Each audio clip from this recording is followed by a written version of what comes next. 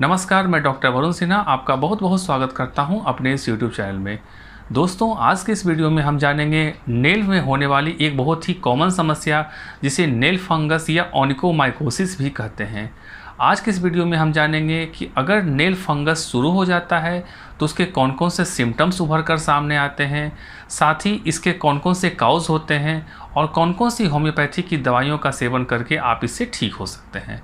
तो दोस्तों, आज का ये वीडियो काफ़ी इन्फॉर्मेटिव होने वाला है, इसलिए इसे लास्ट तक ज़रूर देखें। तो चलिए दोस्तों, वीडियो को हम स्टार्ट करते हैं।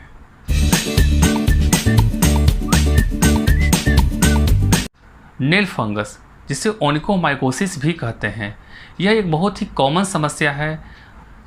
स्वस्थ नाखून हमारे शरीर की सुंदरता को दर्शाता है, लेकिन अगर हाथ पैरों में सुंदर दिखने वाले, चार चांद लगाने वाले ये नाखून अगर किसी कारण से ख़राब हो जाते हैं, बदरंग हो जाते हैं, तो यह देखने में बिल्कुल भी अच्छा नहीं लगता। तो चलिए हम बात करते हैं कि यह अगर आपके नेल्स में अगर फंगस का अटैक हो जाता है तो इसके कौन कौन से सिम्टम्स उभर कर सामने आते हैं, कौन कौन से लक्षण देखकर आप समझ सकते हैं कि मेरे हाथों और पैरों के नाखूनों में फंगस का अटैक हो चुका है। शुरुआत में जब फंगस का अटैक हमारे हाथ या पैरों के नाखूनों में होता है तो सबसे पहले नाखून वाइट कलर के हो जाते हैं और धीरे धीरे येलोइश स्पॉट बनना शुरू हो जाते हैं नाखूनों के नीचे। जैसे जैसे नाखून में इन्फेक्शन बढ़ते जाते हैं तो उसमें दरारें पड़ने शुरू हो जाती है, उसमें येलोइश स्पॉट काफ़ी ज़्यादा बढ़ने लगते हैं, नेल्स का लेयर झड़ना शुरू हो जाता है, नेल्स कमज़ोर हो जाते हैं, नेल्स आपके हाथों और पैरों के नेल्स टेढ़े मेढ़े हो जाते हैं, उसमें जो वास्तविक खूबसूरती होती है, शाइनिंग होती है, वो धीरे धीरे कमनी शुरू हो जाती है। और जब कंडीशन सीवियर हो जाता है तो किसी किसी केस में आपके नाखूनों के नीचे से पीला पीला पस भी निकलना शुरू हो जाता है। सिम्टम्स आपके नेल्स में दिखने शुरू हो गए हैं तो आप श्योर हो जाएं कि आपको नेल का इन्फेक्शन हो चुका है। नेल के इन्फेक्शन जनरली 4 तरह के होते हैं। First, distal subungual onychomycosis. Second, white superficial onychomycosis. Third, nails का कैंडिडा। और फोर्थ, प्रोक्साइमल सबंगुअल ओनिकोमाइकोसिस। तो ये 4 तरह के टाइप्स होते हैं नेल इन्फेक्शन के।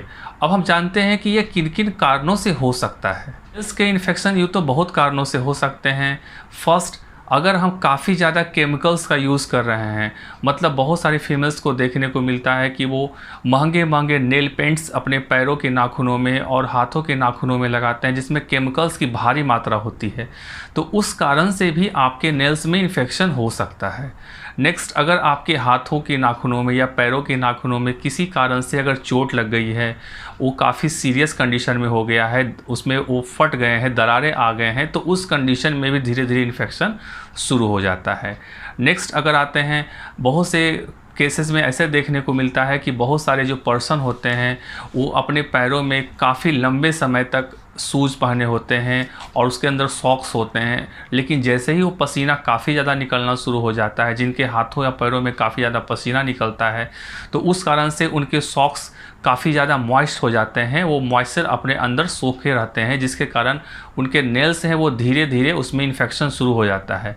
क्योंकि कोई भी फंगल इन्फेक्शन जो होता है, कोई भी फंगस होता है, उनको पनपने के लिए फेवरेबल कंडीशन ही होता है मॉइस्चर।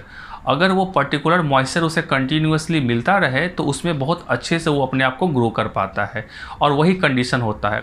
अगर आपने काफ़ी लंबे समय तक शूज़ पहन रखा है और सॉक्स पहना है और आपको पसीना बहुत ज़्यादा कंटिन्यूसली निकल रहा है, तो उस कंडीशन में भी आपको नेल इन्फेक्शन होने के चांसेस बढ़ जाते हैं। ऐसी महिलाएं या वैसे पुरुष जो मेडिक्योर पेडिक्योर काफ़ी ज़्यादा करवाते हैं, वैसे लोगों को भी ये फंगल इन्फेक्शन जो नेल्स में होते हैं उन्हें होने के चांसेस ज़्यादा रहते हैं। वैसे मरीज़ जो इम्यूनो कॉम्प्रोमाइज्ड है, जिनका इम्यून सिस्टम काफ़ी वीक है, वैसे पेशेंट को भी नेल इन्फेक्शन होने का ख़तरा बना रहता है। और डायबिटिक पेशेंट वाले को भी नेल फंगस होने का ख़तरा बना रहता है। अब हम जानते हैं कि अगर आपके नेल्स में फंगस का इन्फेक्शन शुरू हो गया है तो कौन कौन सी होम्योपैथी की दवाइयों का सेवन करके आप अपने सिम्टम के हिसाब से इसे ठीक कर सकते हैं। First medicine, एंटीम crude. अगर आपके हाथों और पैरों के नाखून काफ़ी मोटे हो गए हों, वो टेढ़े मेढ़े हो गए हों, तो उस कंडीशन में आपको एंटीम क्रूड की 30 पोटेंसी बहुत अच्छा काम करेगी। आपको इसे सुबह में और शाम में डायरेक्ट अपने टंग पे 2-2 बूंद लेना है और कुछ ही दिनों के सेवन करने के बाद आप देखेंगे कि अगर आपके नाखून टेढ़े मेढ़े हो गए हैं, वो काफ़ी ज़्यादा मोटे हो गए हैं, तो उस कंडीशन में उसे वो ठीक कर सकता है। नेक्स्ट मेडिसिन, वैसे पर्सन जिनका स्किन ड्राई हो गया हो, जिनके नेल्स काफ़ी पतले हो गए हों और वो खुद ब खुद चटक रहे हों, तो उस कंडीशन में आपको ग्रेफाइटिस की 30 पोटेंसी बहुत अच्छा काम करेगी। आप सुबह में और शाम में 30 पोटेंसी 2-2 बूंद आप डायरेक्टली अपने टंग पर लें और कुछ ही दिनों के सेवन के बाद आप इसका असर खुद ब खुद देख सकते हैं। नेक्स्ट मेडिसिन आती है साइलेसिया। अगर आपके पैरों के नाखूनों में या फिर नाखूनों के नीचे से अगर पीला पीला पस निकलना शुरू हो गया हो, स्वेल कर गया हो, काफ़ी ज़्यादा पेन हो रहा हो और आपको आपके बॉडी से काफ़ी ज़्यादा स्वेटिंग हो रही हो, तो उस कंडीशन में आपको साइलेसिया की 30 पोटेंसी बहुत अच्छा काम करेगी। अगर आप सुबह और शाम 2-2 बूंद अगर आप डायरेक्टली अपने टंग पे लेते हैं और कुछ ही दिन सेवन करने के बाद आप इसका अनुभव खुद देख सकते हैं कि आपके बॉडी में वो काफ़ी जल्दी रिकवर करना शुरू कर रहा है। आपके नेल्स में जो पस निकलने की कंडीशन है वो धीरे धीरे कमना शुरू हो जाएगी और धीरे धीरे आपके नेल्स पहले की तरह हेल्दी और चमकदार हो जाएंगे। एसिड फ्लोर, अगर आपके नेल्स काफ़ी जल्दी ग्रोथ कर रहे हैं और वो काफ़ी ज़्यादा पतले हो रहे हैं और तुरंत उसमें टूटने की संभावना बनी रहती है, क्रैक्स जल्दी हो रहे हैं, उसके टिप्स जल्दी टूट रहे हैं येलोइश कलर या वाइटिश कलर के होकर, तो उस कंडीशन में आपको एसिड फ्लोर की 30 पोटेंसी का सेवन करना चाहिए। अगर आपके नाखूनों के नीचे से काफ़ी ज़्यादा ब्लड निकलता रहता है, किनारे से रिश्ता रहता है, काफ़ी दर्द महसूस होता है, तो उस कंडीशन में आप एपिस मेल की 30 पोटेंसी का सेवन कर सकते हैं। इससे भी आपको बहुत जल्दी आराम मिलेगा। दोस्तों, होम्योपैथ में ऐसे और भी बहुत सारी दवाइयाँ हैं जिसका कि काफ़ी अच्छा असर देखने को मिलता है नेल्स के इन्फेक्शन में। लेकिन फिर मैं वही बात करूँगा कि जितने भी होम्योपैथ में मेडिसिन होते हैं वो पेशेंट टू पेशेंट और सिम्टम टू सिम्टम वैरी करते रहते हैं। इसलिए मैं सजेस्ट यही करूँगा कि आप कोई नियरेस्ट अपने होम्योपैथिक कंसल्टेंट से सलाह लेकर ही किसी भी मेडिसिन का सेवन करें। तो दोस्तों, उम्मीद करता हूँ मेरी दी हुई इन्फॉर्मेशन आपको अच्छी लगी होगी। अगर मेरी दी हुई इन्फॉर्मेशन आपको अच्छी लगती है तो प्लीज़ मेरे वीडियो को लाइक करें, शेयर करें, सब्सक्राइब करें। मिलते हैं एक नई वीडियो में एक नई इन्फॉर्मेशन के साथ। तब तक के लिए खुश रहें, मुस्कुराते रहें। नमस्कार।